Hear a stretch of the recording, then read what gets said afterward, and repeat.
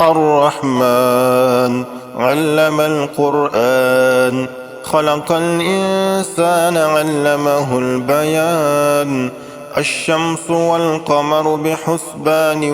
والنجم والشجر يسجدان والسماء رفعها ووضع الميزان ألا تطغوا في الميزان وأقيموا الوزن بالقسط ولا تخسروا الميزان والأرض وضعها للأنام فيها فاكهة والنخل ذات الأكمام والحب ذو العصف والريحان فبأي آلاء ربكما تكذبان خلق الإنسان من صلصال كالفخار وخلق الجان من مارج من نار فبأي آلاء ربكما تكذبان رب المشرقين ورب المغربين فبأي آلاء ربكما تكذبان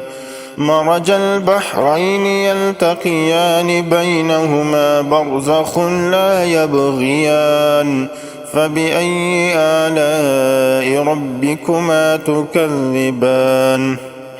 يخرج منهما اللؤلؤ والمرجان فبأي آلاء ربكما تكذبان وله الجوار المنشآت في البحر كالأعلام فبأي آلاء ربكما تكذبان كل من عليها فان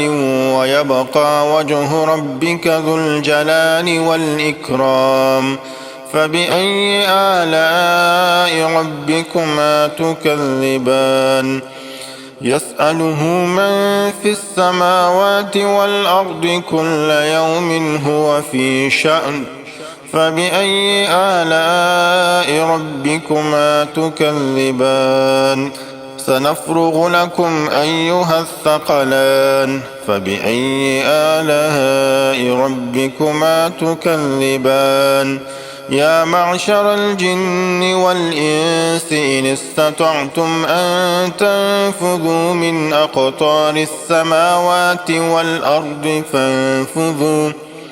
لا تنفذون إلا بسلطان فبأي آلاء ربكما تكذبان يرسل عليكما شواظ من نار ونحاس فلا تنتصران فبأي آلاء ربكما تكذبان فإذا انشقت السماء فكانت وردة كالدهان فبأي آلاء ربكما تكذبان فيومئذ لا يسأل عن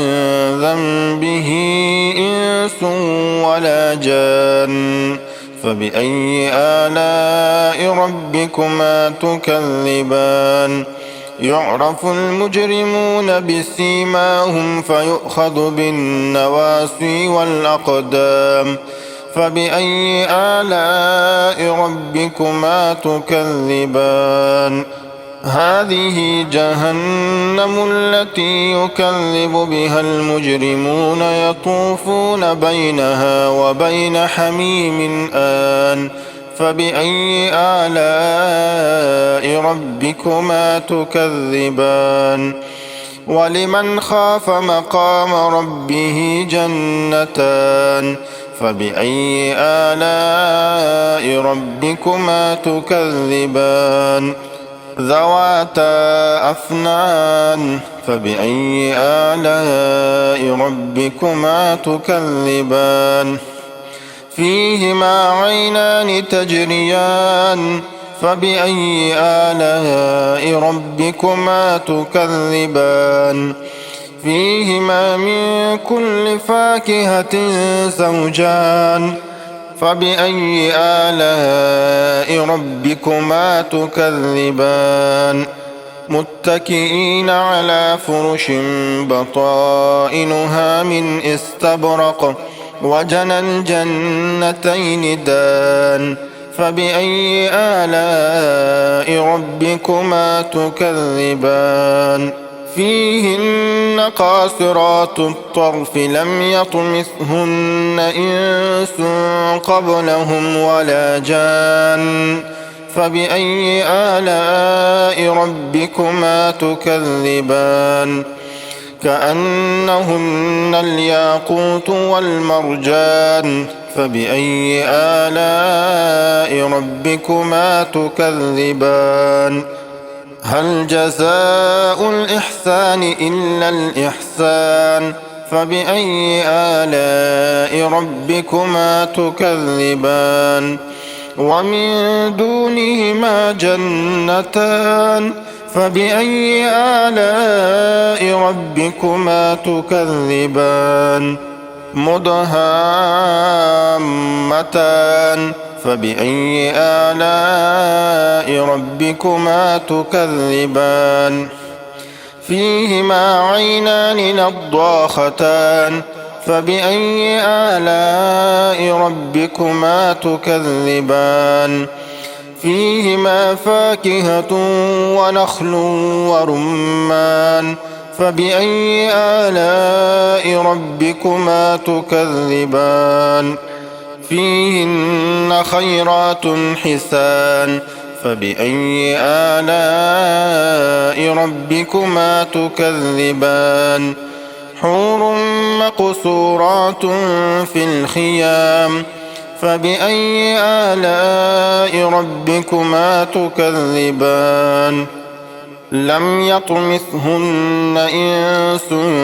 قبلهم ولا جان فبأي آلاء ربكما تكذبان متكئين على رفرف خضر وعبقري حسان فبأي آلاء ربكما تكذبان تبارك اسم ربك ذي الجلال والإكرام صدق الله العظيم.